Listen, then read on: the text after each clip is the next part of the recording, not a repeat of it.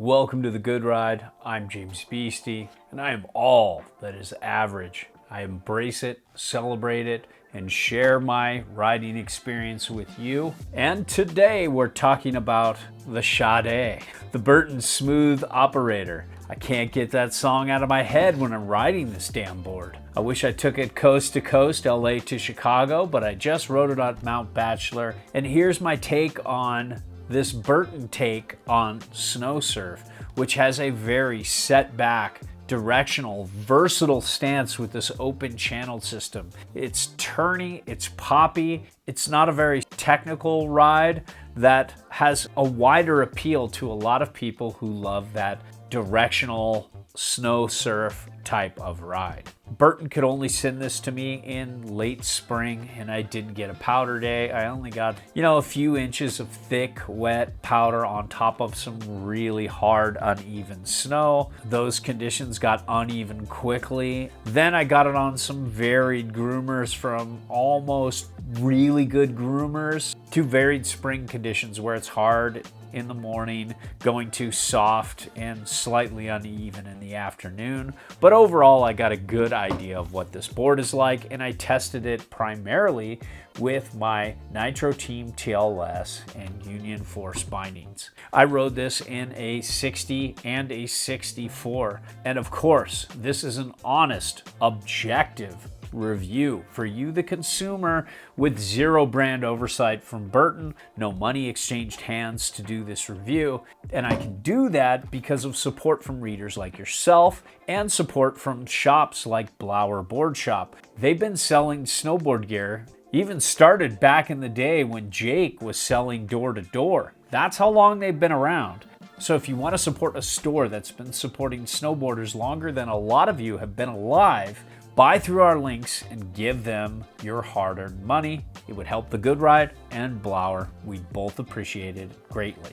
When it comes to sizing, I tried the 60 that you see here and the 64. For Bachelor, I would be all about the 64. I didn't feel like the flex personality changed too much going up that 4 centimeters. Felt like it handled my weight fine, and while it wasn't as easy to turn as the 160 for my size 9 boots, it was doable. For Bachelor, I'd love to have the 64. If I was riding in steeper terrain, like when I used to live back in Mammoth and when I lived in Tahoe for a few years, I would have chose the 160. Now this is tapered, but this is only 10 mil of taper, so that's not a lot. The width over the inserts is the same, so you really don't have that really tapered feel like you do with a lot of snow surf boards. Like when I compared it against the Soul Shift and the Crua Dart, those boards feel so much more tapered. They look like weightlifters that always skip leg day,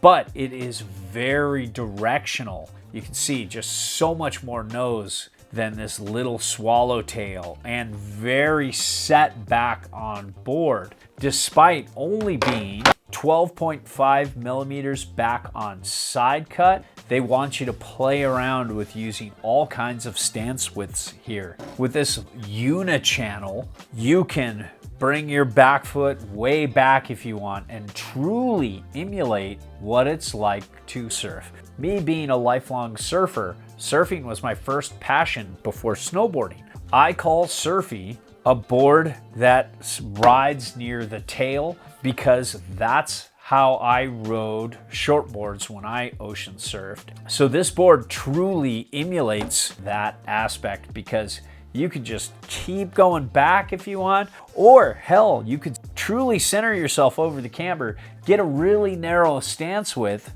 which I've done before on other boards. It's kind of fun, and see how that turns. So play around with it, have fun with it, see what you like. There's no right or wrong with this board, and that's what they're saying with this stance setup. And when it comes to the camber profile, you have directional camber as usual with a decent amount of early rise before this long ass nose. And then you have this really unique channel system that you see here. I'll turn it around this way. That's hard as hell to wax. I absolutely hate this stuff for waxing, but there is a nice channel that goes to about right here on the board, and it's a pretty cool concept because it seems like it will help you float and keep speed a little better in powder and softer snow, but it didn't feel like it was affecting the board's performance. It didn't feel grabby like the flat to rocker deep days did for me in some soft, thicker snow conditions. This didn't do that. And I think a committed intermediate who's really intrigued with Snowsurf could handle this ride on up to advanced to expert riders. That's where it really shines though. But it's very stable, it tracks really well. It's very easy to one foot even though you're so set back on board. And it has this consistent feel in all conditions that I like. When it comes to edge hold, I felt it was competent enough in the firm spring conditions that I got it in on some days, but it's like not amazing. There are boards that grip better, but if you're more medium hard on into soft and powder, this will work just fine for you. All right, let's talk about the Chardays flex here. You have a pretty stiff flex from here all the way down to the tail. The tail's very stiff. Between the feet's very stiff. And if you watch me flex here, you can see all the bend comes from the nose right here. It's very easy to butter that nose, and it's very soft in this region, you can see. And it starts to stiffen up as you get to that front insert. But overall, it's a very poppy, dynamic, easy to ollie kind of ride. And it's not bad to butter on the nose. The tail's definitely a little more work. I got this in a wide variety of uneven conditions. It handles hard, uneven snow pretty well. Soft, uneven snow, it's a little better. It's not a full-on chunderbuster, and this softer nose can bounce a little bit, but it quiets down pretty well once you get to the front foot and on back to the tail. So overall, it's a very good all-day ride. When it comes to turning, both the 60 and 64 had very easy, quick turn initiation. Obviously the 60 was a lot easier, but the 64 wouldn't be something that would make me feel uncomfortable in tight spots or uneven snow. I still felt like I had enough control to get this edge to edge. And when I got it on edge, it was such a fun, springy turning experience that did like back foot weighted turns maybe a touch better, but I could front foot and center weight turns as well. And I think that might have to do with the balanced free ride geometry, keeping the width over the reference stance almost exactly the same, so you don't feel like you have a tapered board on side cut when you're on groomers. But in powder, I'll bet you this thing would feel a little more tapered and surfy and slashy. But this has a really fun turning experience. It's not too stiff torsionally.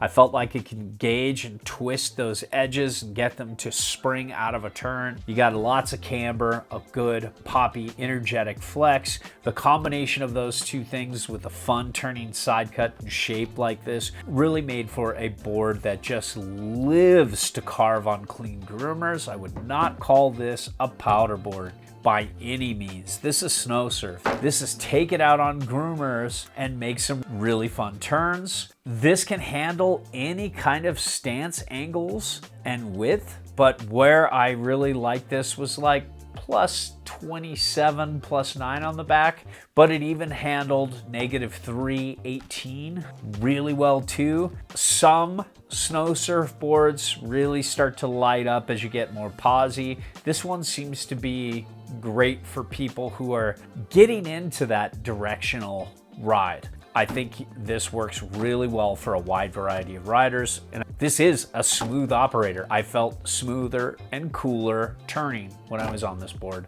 than I did other boards. And while this isn't a bomber, I felt like this wasn't fighting me when I needed to go straight or wanted to go straight on those random occasions. It's not bad for a Snowsurf board because a lot of them don't like speed. They like careful, controlled, always moderate speed kind of rides. This can light it up pretty well for what it is. And I thought the base glide was good. It's not exceptional. I mean, if you're looking at like this or a Gintham stick base, it's going to be night and day difference, but it's getting into that upper tier range and it kept its speed pretty well. Now, when it comes to powder float, I really wanted to try this in powder, but Burton only had a late spring testing window for the Good Ride here in the Pacific Northwest. So what I got was what I got, but it looks like it would be a really fun board to ride in deep powder. I would suggest, like I do with a lot of really aggressive swallowtails like this,